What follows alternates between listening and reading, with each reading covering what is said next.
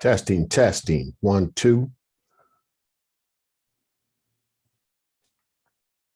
Ladies and gentlemen, welcome to I am your host, Tyrone Bridges. Let's get it.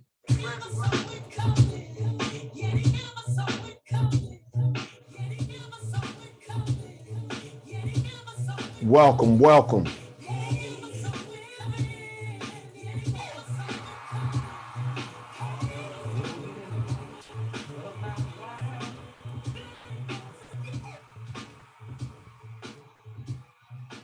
Testing 1, 2. Welcome everybody to a special edition, exclusive interview with the soon to come Hope Chief of Police of Ipsilanti Police, Chief Tony DeGiusti. Still waiting on him to sign in. We're gonna start the show early. Actually, we ain't early. He's here. Give me 1 second.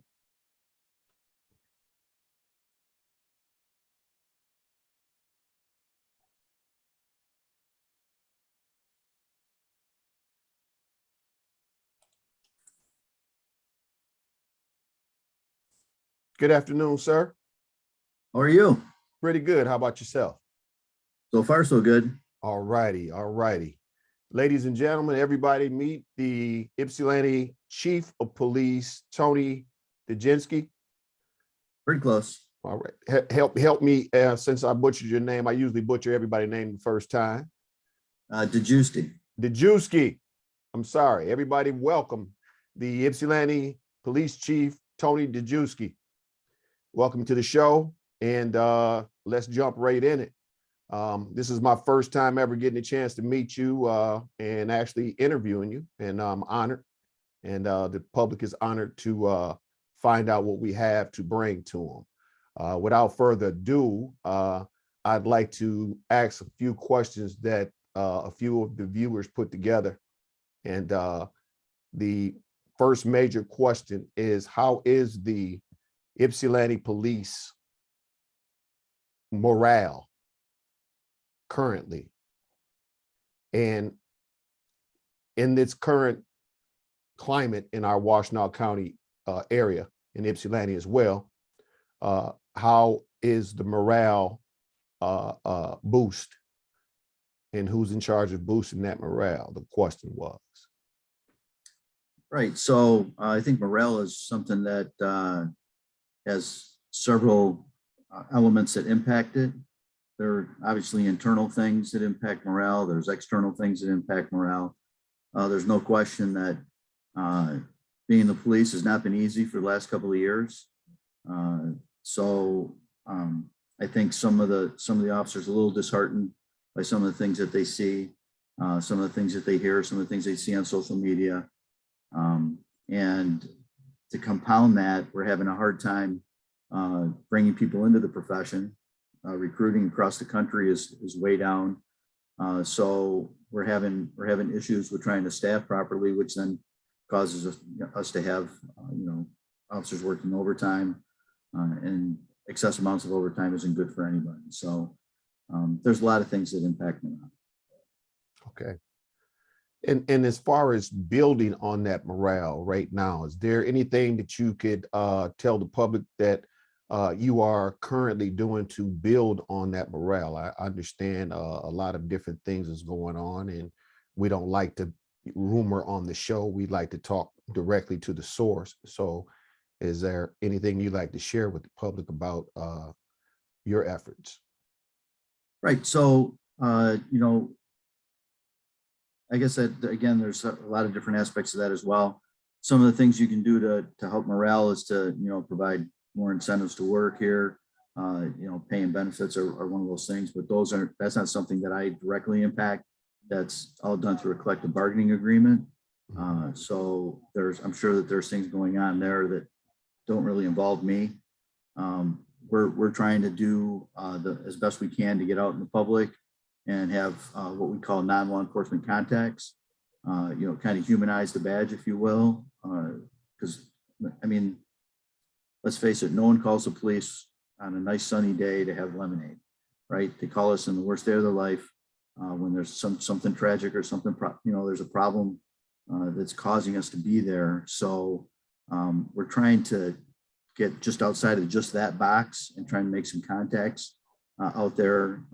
Kids playing in the street, stop by and talk to them, seeing neighbors, stopping into businesses, trying to have those non-law enforcement contacts that help bridge the gap in between those times when people really, really need us in those times of emergency or stress. Great. In the effort of trying to build the gap and bridge the gap, this is one of our aims on this show, bridging the gap between the media and the community. A lot of times the community doesn't hear the stories that are balanced that should be. And our effort is basically to bring about public awareness as to what's going on. There's things that the public needs to know that they're not finding out. And, a lot of times we do rely on our local law enforcement to actually give us the best description of what's going on in our community, because believe it or not, and you could actually echo this, put a little tail on this as well, law enforcement ain't nothing without public assistance. You can't solve problems just by being a police officer. You have to have the indulgement of the community. You have to have the community trust, as well as you have to have some balance in leadership that would help that. So basically, speak on that if you don't mind, that balance that the community provides with law enforcement.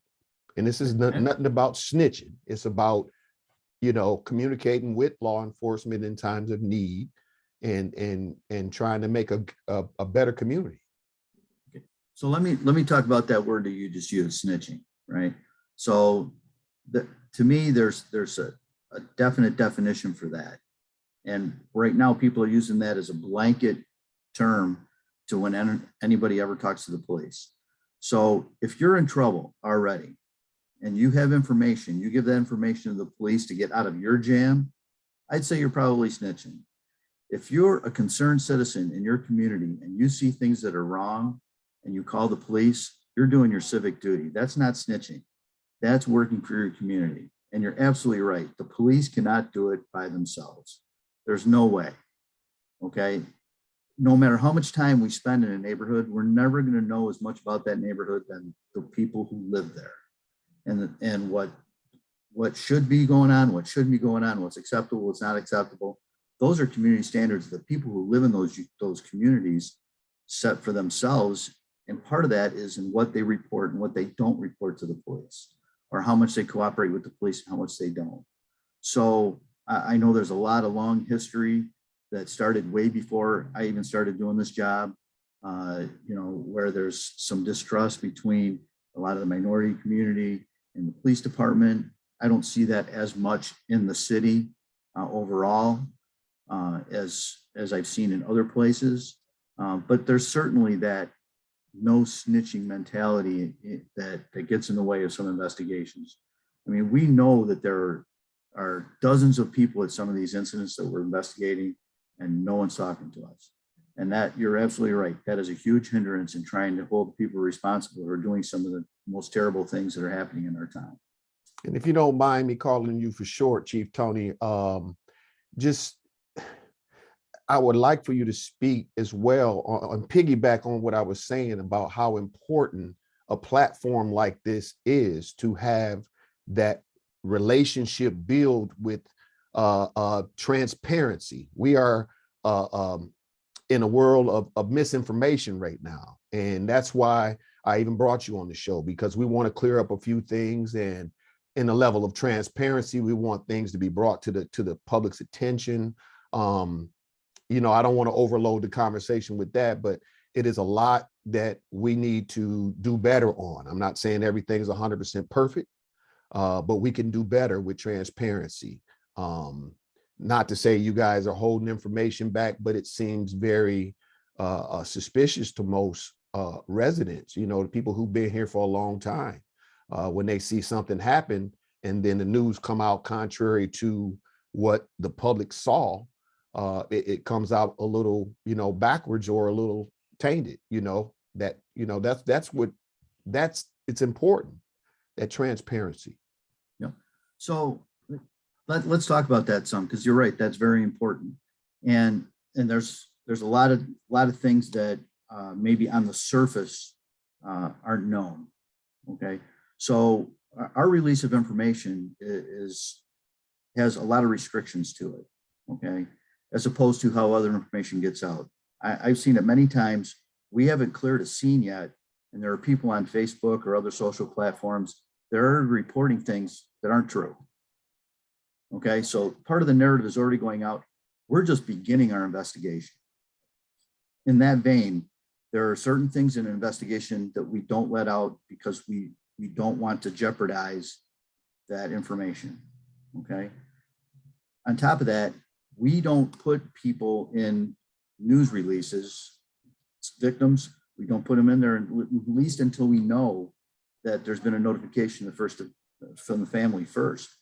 I mean, how would you feel about being the first time that you heard about something happening in your family was when you read it in the news? Right. That's terrible. And so we have that.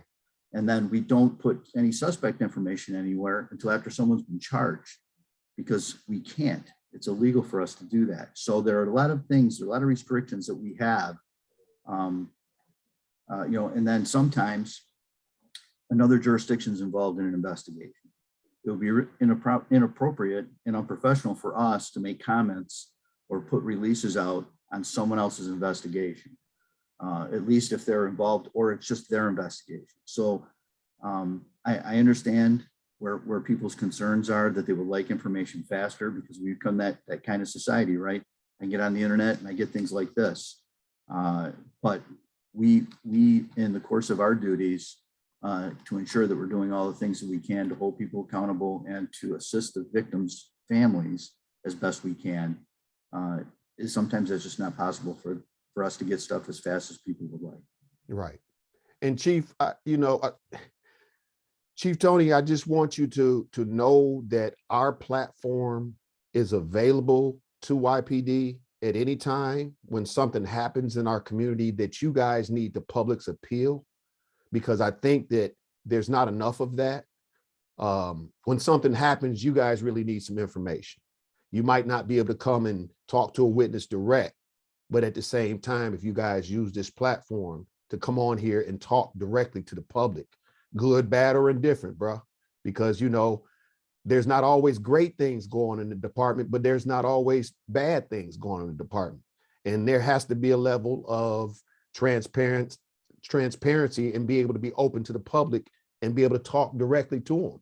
Say, hey, if it's our department's mess up, it's our department's mess up. Own up to it. And and we would open to you guys to do that. Like public information, that you might need help on a suspect, you might need help on a burglary. Some of these predators that's running around here breaking in people's houses and trying to get at kids. I mean, I'm a dad of 9 kids, man, and grandkids. And I worry the day that I hear that a predator attempted to molest one of my grandkids or one of my kids. And I don't know if you even got kids. I don't even question that. But as a father, that turns my stomach, man. And that's why I wanted to get you on, because, we interviewed Miss Ann Peoples.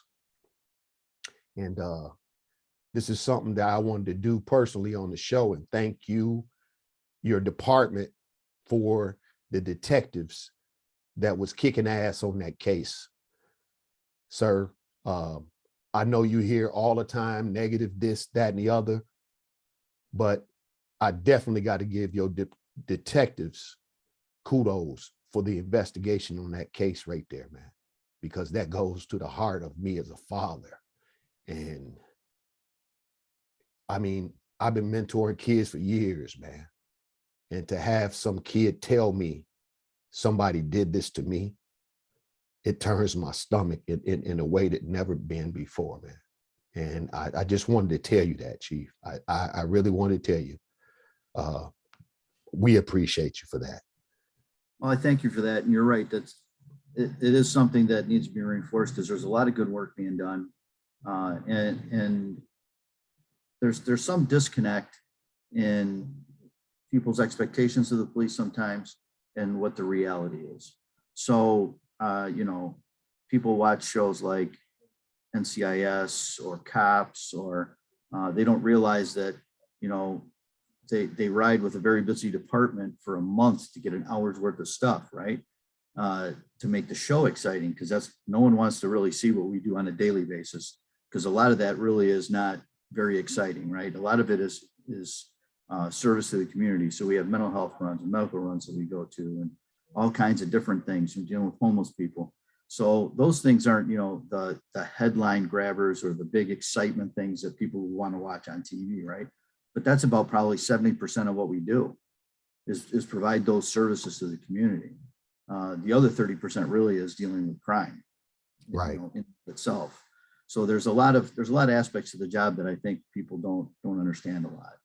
And as much as you, and I could see you were getting emotional talking about that case, the other part of it that I'd like some people to kind of think about is that police officers aren't robots, right? They're families. And you're right. I have kids. I have 2 grandkids. I've got bills. I argue with my wife. I have all the same things going on, and so do all the other people that work here that other people have involved in their lives. They're just normal people doing a really, really different job. But they're seeing cases like you're talking about repeatedly, over and over and over again, and some things even worse, and battered victims of domestic violence and children that are being abused. Just a whole myriad of people just being terrible to each other. And they got to take that home with them. So you got to think about the human side of that as well, right? We're not going to be perfect, because those things are going to affect us in some way, right?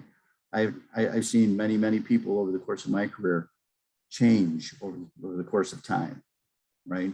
They came in pretty bright-eyed and innocent, and 10 years in, they're different because they've seen a lot. And so, we kind of pay attention to that a lot more now than we used to in this profession, to try and make sure that we're maintaining people that have good mental health, so they can go out there and assist people as best they can. Right. And to piggyback on that right there, because years ago, we had community policing, where we had one of my favorite Ipsilanti police officers was Kevin Dorsey. Kevin Dorsey was one of the best, hands down. He was the one that comes to your house, talk to your parents, kick it with the kids at the kitchen table. He'd go out there, shoot basketball with them. He made an effect on my life as well as a young man growing up. And now I look down the line years later, him being a law enforcement didn't make that difference. Him being a man and a father figure, and someone of a respected in authority. I didn't look at him as a law enforcement. I looked at him as a friend. And that's what I look at in this Ypsilanti Police Department that needs. I know you guys always hear everything, this, that, and the other, but if we had more of officers in the community, basically they're getting more familiar with the residents that's in the community. And that right there would filter out a lot of the transient behavior and the crime, letting them know that, hey, I'm here for you guys. I work for you guys. That right there needs to be there. Law enforcement needs to know their community that they're patrolling, and not just always having to feel that they have to pull somebody over and give them a ticket, or everybody's, suspicious. What do you think about that? Increasing that right there in the community. So that I agree with you. That is a very, very important thing. We're trying to do as much of that as we can. About 6 months ago, we started a group called the COP Crew, Community Policing Crime Reduction Unit. And part of their duties are to work on problem areas specifically that the patrol officers don't have time to concentrate on. So we know that we have certain situations in certain places, certain gas stations in town that are attractive nuisance that we know are, people are trading stolen guns and some of the dope trades going on there and whatnot. So their job is to concentrate on some of those areas. And the other half of their job is community engagement, to do those things like you're talking about. And so even through COVID, we still were out there doing some things, obviously masked up and a lot of things outside. We did the trunk and treat. We did the shop with the cop for Christmas. We adopted a family, actually 2 families, I believe, for Thanksgiving. So we're doing some of those things, obviously not as much as we'd like to, but part of that is manpower constraints, right? So right now we're budgeted for 33 officers, top to bottom, and we're short 3 and losing an officer in 2 weeks. So it'd be short 4 officers. So that creates kind of a crunch when we're averaging between 40 and 50 calls per service per day. So, in a 24-hour period, we're running on 40 to 50 calls. So it's tight. Time is tight. So we certainly like to get to our budgeted amount. That will certainly give us more flexibility to spend some time with people. But unfortunately, on some days, officers are going from one call to the next call to the next call, and there are calls waiting for them when we're done with that one. And so, that has to improve. That has to improve. And I know that I'm not even going to set you up for this. I'm not even going to set you up to talk about other departments, the judicial system, what the judge do, what the magistrate do. That's why I asked you the specific question about the morale, because in essence, coming from a community member, if you got officers that are making good, legitimate arrests, and they go into the judicial system and end up getting right back out on a personal recognizance bond, like a gun case, to not only get out on that gun case, but to come out and reoffend and shoot and kill people. I know that that's a hard balance that you guys are going through. I have been talked to by many of the Ypsilanti police officers, some that don't like me, some that I don't care that like me, but most of them have been very, very open. And they have been saying, this is what they have said. I don't need you to say it, but they said, damn, we can't do nothing. We keep on locking the ones up, catching them, putting them in jail, but then they come out reoffend and our hands are tied. Here's more words. I don't know what to say to my victims when you got sexual assault suspects getting right back out on bond. I can't protect my victims. This is coming from Ypsi police officers. There's other words that I choose not to speak on, but Chief, you know where I'm coming from, sir. And we can go through this subliminally with the public and they can understand where we're coming from. You can do the best law enforcement job in the world or in your community, but if you don't have the backbone or the support structure of the judicial system upon that arrest, then your work is useless. Well, I think there's a couple of different things to think about. And so I'll give you kind of the themes that we use. And you're right, it is frustrating. And as of late, it's gotten worse, but it's always been an issue. I've been doing this is my 35th year in this profession. And it was like, there were some issues like that when I started. So I'm not gonna throw the entire package under the bus for just recent things, but recent things actually have gotten worse, I would say that.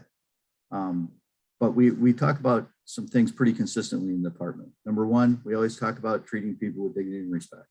Always, it's always part of the conversation. The other piece is that we're always going to do our job the best we can possibly do it.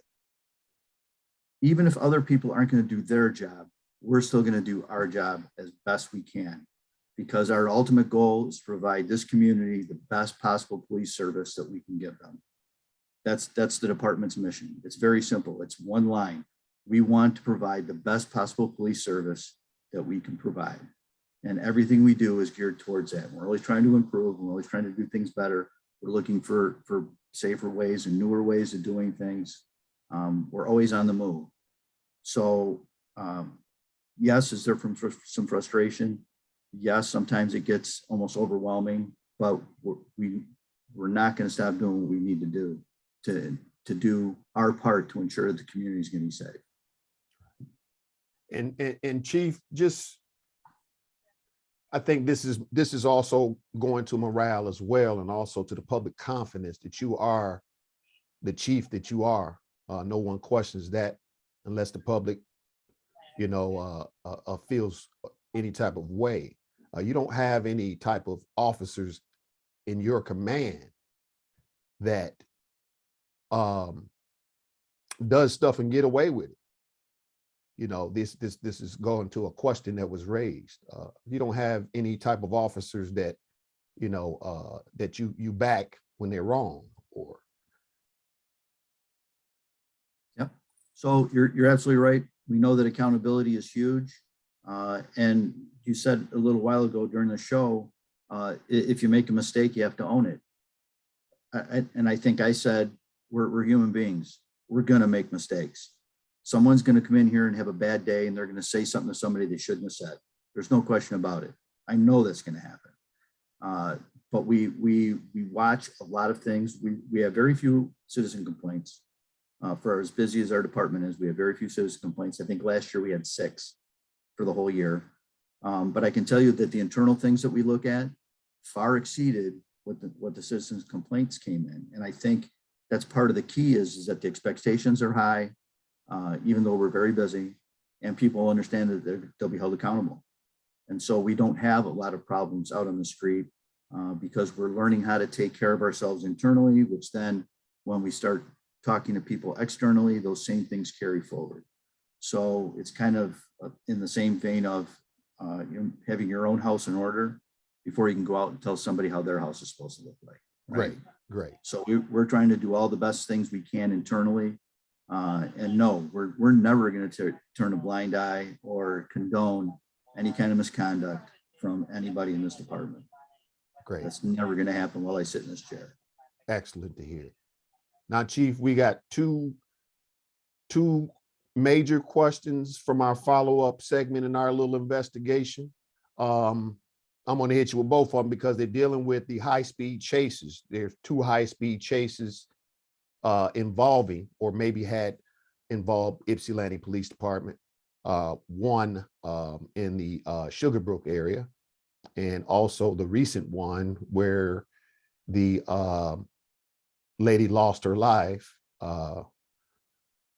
after being struck by the suspect's car and killed. I would like for you to speak on the high-speed chase policy and also speak on the 2 matters that I spoke on. If there's things that you can't talk about because of investigation, I understand that, but a lot of people know that my show was a no bullshit show. And I'm just gonna let you have the floor because you're bringing us the information. And like you said, nobody's perfect, but if there's a mistake that happened, either it'll get found out and we'll deal with it, but we just got to be transparent. So I'm gonna let you have the floor with that part. Sure. So we have a pretty lengthy policy that deals with more than just pursuits. It's about emergency driving and how we respond to runs, as well as when we're trying to stop someone who's fleeing from us, right? And so there are different levels of things that we look at, and there's an evaluation period. And it's also, there's the officer in the car that's making these evaluations, as well as the command officer who's in charge of the shift, who's also looking at these same things. Either party can cancel a pursuit at any time. And that's for the majority of pursuits, because a lot of them start out with something very minor. We just shut them down pretty quick, within probably 10 seconds. Now, when you're pursuing someone who maybe is a suspect in a shots fired run, something like that, you have to balance what it is that you're trying to do with what the level of danger is. So let me start out by saying, number one, what happened to that individual over in the township is just horrible. It's just horrible, and no one ever wants that. We never want that to happen ever. And it's just, there are no words to describe how bad that is for everyone involved. And my heart goes out to the family. Here's a person who was just innocently going about their business during the day, and a tragic thing happened. So I want to say that right out front. So let's talk about that pursuit first. So people want to continuously call this a pursuit. What actually happened is the officers actually stopped that vehicle. The vehicle had come to a stop. The officers exited the car and approached the vehicle. As they got up to the car took off. By the time the officers pulled out on Michigan Avenue, they couldn't see the car anymore. So they started to drive down the same direction as the car went. And then they discovered the crash. Oh. So they're never actually in pursuit of this car. You can't chase something you can't see. They never saw it after the driver left. The next time they saw the car was after it had crashed. Right. So I understand where some people might think that there was a pursuit that ended in a crash, because obviously we were the first ones there. In the sheriff's office, it was in their jurisdiction. We're busy on a different call. And so we sent more backup to help, because it was a mess, right? I mean, you had a huge crash, people injured, all kinds of things happening. And as soon as we were able to stabilize it and the sheriff's office got there, we turned the investigation over to them, because the crash actually happened in the township. And so I know there was a lot of angst about press releases on this and whatnot. But again, like we talked about a little while ago, it's the sheriff's office's investigation. It's not proper for me to put a press release out on their investigation. So we're still kind of working through some of those issues. But so I hope that kind of clears the air on that particular incident. That was much better than, what was put out in the papers. Right. MLive made that statement, and that statement kind of like hurt everybody, like, wow. Well, let me situation. talk about that for a second too, then, since you brought that up.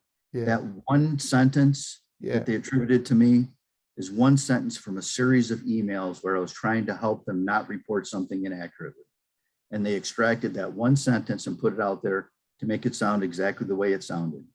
And see, that's why we were glad to have you on the show to clear up some of the myths or the misconceptions in what your statement was about. Right. Actually, I never actually made a statement. They Really? attributed that as a statement, but I never made a formal statement about what happened.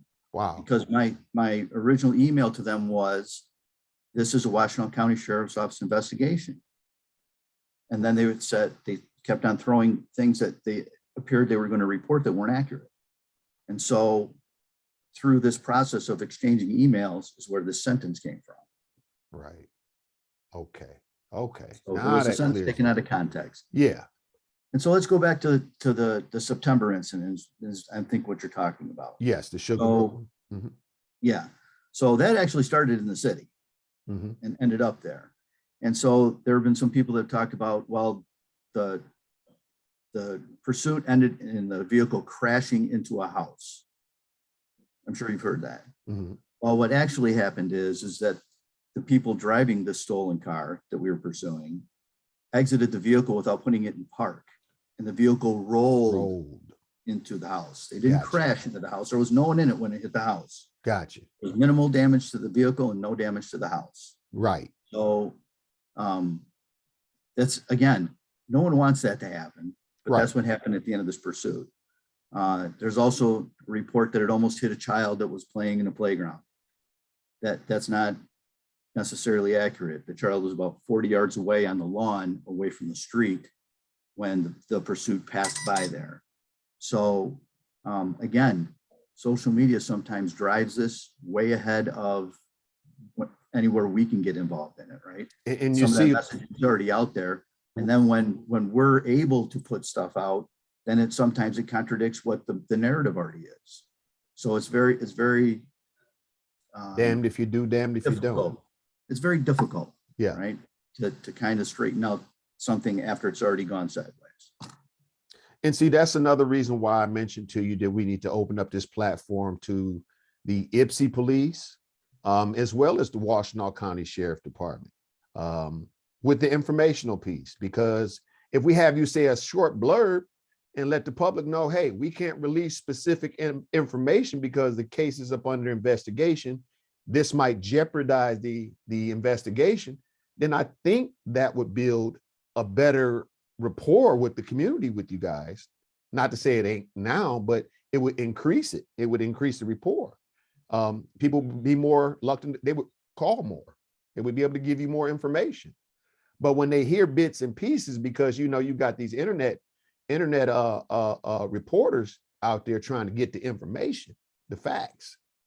That's basically all they're left with, because MLive, majority of the stuff that you want to see is in the stories on MLive, you have to have a subscription, and that's a paid subscription.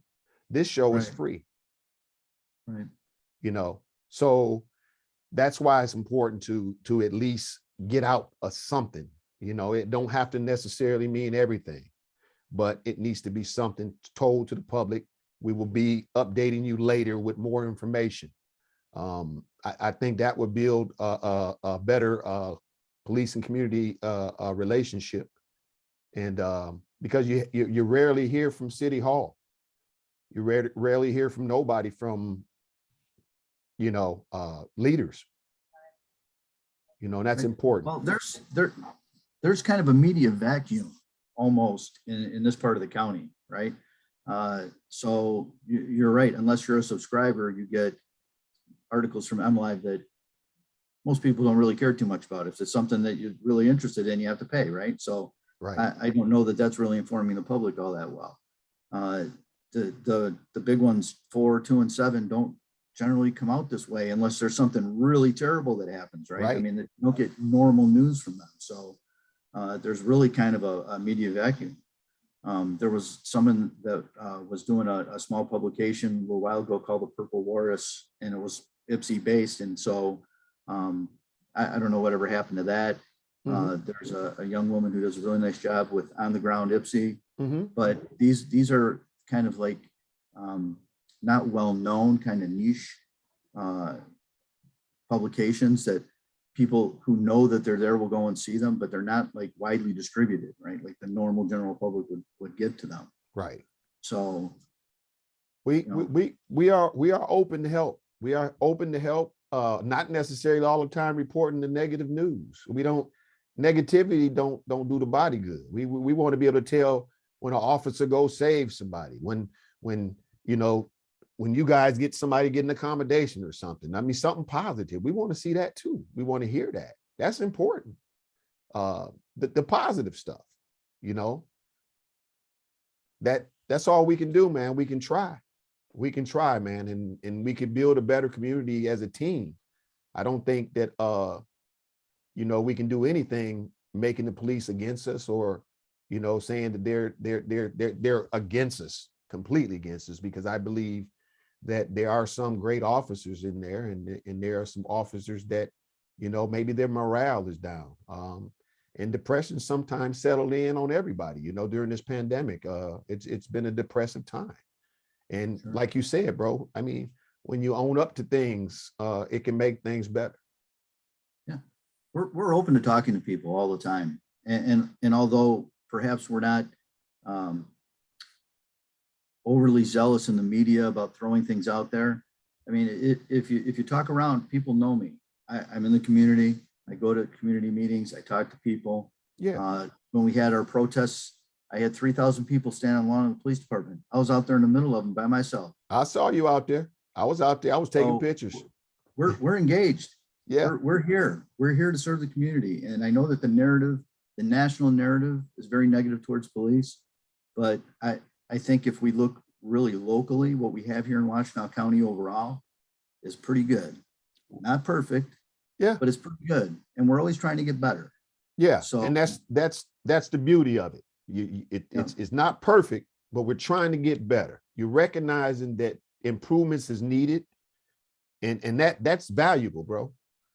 That's valuable. And that gives that yields a lot of respect from the community's perspective to you guys too. Well, You any see, organization you worth know, their we salt is recognize always what you looking do. to get better, right? I'm sorry. I said any organization worth their salt is always trying to get better. If you just sit back and just continuously do the things you've always done, I think that's kind of the definition of insanity, right? Yeah. Doing the same thing over and over again, expecting a different result. We want to get better results. So we want to do things better. And if we have to change some things that we've done for a long time, I'm good with that. One of the worst things that anybody can say to me here, and they all know it now, is we're doing it because we've always done it that way. Well, what if you're doing something terribly bad and you've always done it that way? Or something that's totally unfair, or something that's totally ineffective, or totally unproductive, and you just continuously do it? What a waste. Right. We want to be effective. We want to do things better so that the community can be better. The last thing I want are for people to be scared in their homes, scared to go to the downtown, scared to enjoy all the great things that we have here in the city. Because for a small city, we've got a lot, right? We have a vibrant downtown. We've got a great depot town. We got the Park Ridge Center. There's so many positive things in Ypsilanti that I want to make sure that everyone's enjoying those things. And we're bringing people from the outside and showing them, hey, look, Ann Arbor's nice, but look what we got, right? Because everybody seems to have this Ann Arbor thing. And I like Ann Arbor too, but not as much as I like it here. Well, Chief, the last question that I have for you, and it has a positive spin to it too. There was a police situation on the 300 block of First Avenue some months back. I want to say what, January, where they had First Avenue blocked off. I know about the whole thing. I don't want to jump in and, you know, relating a juvenile was there.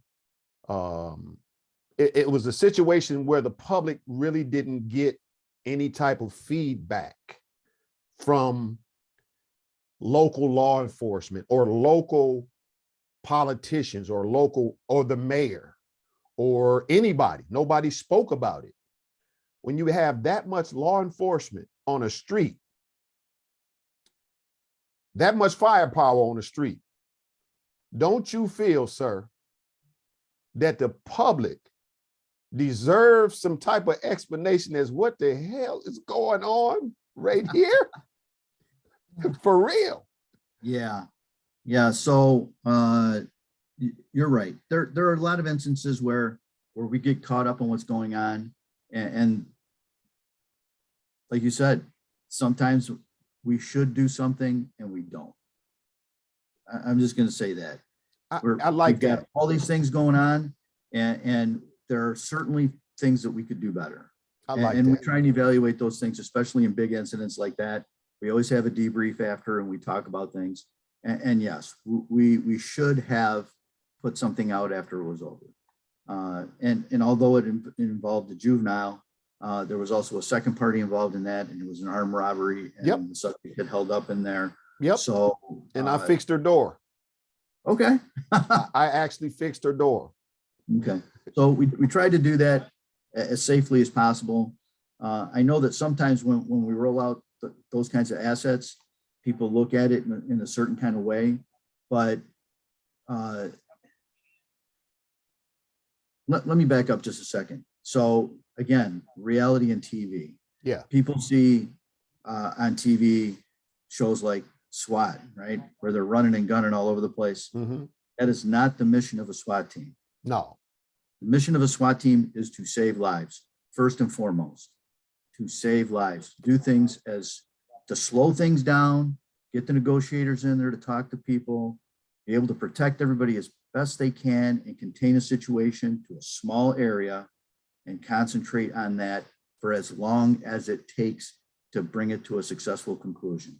And let the public know nobody got hurt. It was resolved. No one got hurt, and it got resolved peacefully.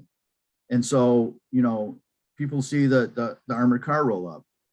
Yeah, that's so if something bad happens, those officers don't have to respond in the same kind because they're safe in that vehicle, right? So there's a lot of pieces to it that maybe people don't understand all that well. It's one of the things that we talk about when we have our Citizens Police Academy. Yeah. Which unfortunately, because of COVID and some other reasons, we haven't had in a few years. But we're looking hopefully to have one again here in the future so that we can talk about those things, right? Because like you said, the community needs to know certain things. And we've always said that our best partner is an engaged and well-informed community. Well, and Chief, we need that.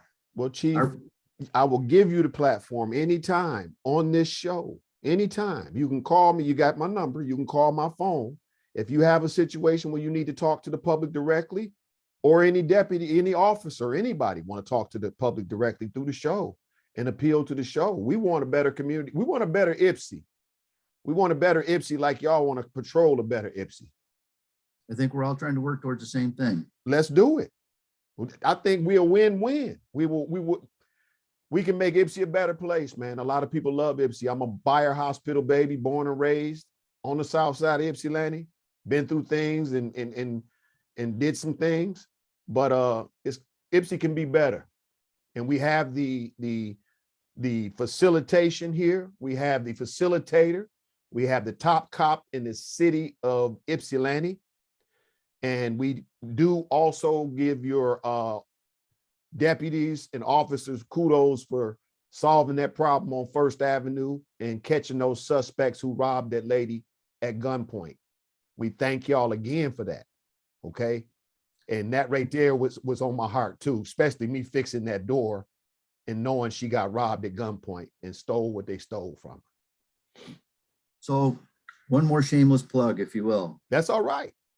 We have a tip line, and I want to give out the number if I can. All right, y'all listen up. 734-292-5429. It's completely anonymous. It goes to a cell phone. All you have to do is leave a voicemail. If you want to leave your name and number, great. If you don't, that's okay too. Chief, give that number again. 734-292-5429. Y'all hear that? That's one of them anonymous tip lines, y'all. Yep. It's called, and he was talking about snitching. Now he put a fine head on it. It's called your civic duty if you want your community cleaned up. But don't have your hand in the cookie jar and call the police while your hand is in the cookie jar, if you know what I mean. This chief has a busy schedule. I don't want to hold him no longer than what he has to do. He has a city to protect. He has morale boosting to do. And once again, he has our number directly. If he needs to reach me directly, I have no problem with coming on the show with or without him and giving the information to the public. We needed you, Chief, to come on here. We needed you to talk to us and answer the questions. You didn't dodge nothing, man. I really appreciate that, man. And now I have a lot more respect for you now since I've actually talked with you and heard your heart, man. Because for real, if you can admit it, we don't do everything right, but we ain't always doing everything wrong. And the eyes of Ipsy have not been on us this much in a long time right now. And we do need unity. That's the only way we're gonna make this city a better place. I couldn't agree more, and I appreciate the opportunity to come on. If you have other things that come up and you want to invite me, send me the link. No problem, Chief. Was this hard, sir? I never have a problem talking to anybody. I loved it. I love to interact with people. That's why I got into this job to begin with. I like working with people. Well, I just wanted you to let the public know that this was not a hard interview. We didn't pre-rehearse. We didn't rehearse. We didn't do none of that. We just came raw. That's how I like to do it. Much respect to you, sir. Your department. Let's tell them, hey, let's make our city a better place. And let's utilize all resources, known and unknown, to clean this mess up. Thank you, sir. Thank you. You have a good day. You too. Peace.